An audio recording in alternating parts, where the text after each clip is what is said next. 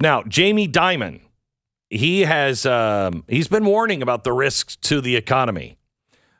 He just was speaking at the Barclays Global Financial Services conference in New York. All of the best people are there. It's unbelievable. We went to New York, and there's these places called delis, and they have all kinds of sandwiches that regular people eat. Oh, I felt like I was a regular person. Anyway, at the Global Financial Services Conference, Jamie Dimon said, I've been saying that there's some headwinds coming, kind of like a tornado is coming, including geopolitical tensions, government spending, monetary policy tightening by the central banks, and our government has been spending money like drunken sailors around the world. And that, drunken sailors, you need to, I'm so sick of this government. People claiming that they spend like I spend. I don't spend like that. That's an insult. To say the consumer is strong today means that you're going to have a booming environment in the days ahead is a huge mistake. He said, all this talk of a soft landing is probably not coming. You think? And, so there you have it from an expert. Now let a boob tell you. We're in a good part. We are, okay, all right. If we are, speaking of corn pop, if we were popcorn, not the same as One Bad Dude Corn Pop, same letters, just okay. If we were popcorn, the economy was popcorn. It is still in the cupboard, in the bag, waiting for you to go get it and put it in the microwave. That's how far along the line we are on this tough financial situation we're in. Okay, maybe it's been taken out, and you're like, I got to open up this plastic bag. It may be there. Yeah, and they're telling you, like, hey, don't you want to eat some popcorn? And you say yes because you like popcorn, and then they give you the kernels and expect them to chew them, without them ever popping. Yeah. This is you're ruining your teeth with this particular. He said everything that is being done right now, we will not see the full effects of for 12 to 18 months from now. So all of the spending that's going on, and by the way, next hour, I am going to go into what we're doing in Ukraine. It is, to me, it is the clearest case of corruption, of why the impeachment matters. What was that really all about? The lies of we've got to fight Russia now.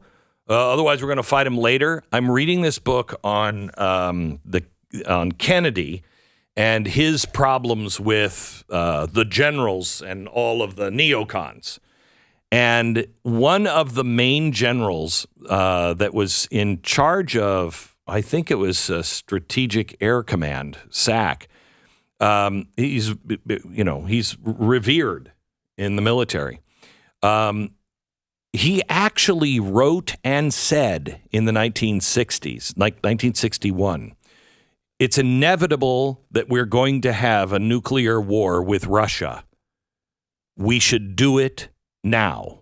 And they found out later, he was actually doing things without the president's knowledge or anybody else to provoke the Soviet Union so they would start to gear up and we would have the excuse of a first strike. But his words were, it's inevitable. We're going to have to fight a war with them. We should fight it now. Otherwise, we'll be fighting a worse one later. The same thing. And as I'm reading that, I'm like, this is insanity. Whoops, we're doing the same thing right now. Similar thing happened in Spies Like Us with Dan Aykroyd and Chevy Chase. It's almost the same. It's the same risk. And I think we need to take it seriously. We've been warned for decades. And no one is taking this seriously. DeSantis said yesterday, if this is what he was asked on the CBS Evening News, which apparently is still on. He said, he was asked, what would you do for inflation? He said, I love this. Stop spending so much money. Yeah, that's his first. Stop spending so much money. And then open up domestic energy production. Those two things alone. But I honestly, everyone. Those two things do a lot. Not enough, but a lot. Every candidate needs to be asked this. I have not heard Donald Trump give a real answer to the question of, tell me about inflation. What causes it, and how would you stop it? What would you do to turn the economy around? And, we know, well, we're going to do what we did before. No, you can't now, because we have $8 trillion is what you added to the debt. We're there in spades now, just in, by the end of this one, it'll probably be $10 trillion. You didn't discuss this with Megyn Kelly yesterday. I didn't see the Megyn Kelly interview. I didn't either. I know it was, she did, Megyn does a great job with this stuff. Yeah. She's very good at doing this, so I'm very interested to watch it, but I wonder if it was addressed at all there. I wonder, because I want a real answer from him on that. I want a real answer, because that is, the next president is coming in if we, don't, hopefully we have at least corn pop. But if there is a change, and there will be one way or another, because he ain't making it longer, what is the plan for inflation? Because this is not good. And the only plan that should be considered right now is, one, stop the spending. Stop it. You are being robbed. They're now saying that their target is 3% inflation. Why would we put up with that? I've never understood. The Fed targeting 2% inflation. Okay. And I've lived with that my whole life. Why? Why should there be inflation? Why are you inflating the money 2% every year? If you do 3% in 10 years, I've lost almost 40 cents of every dollar. No.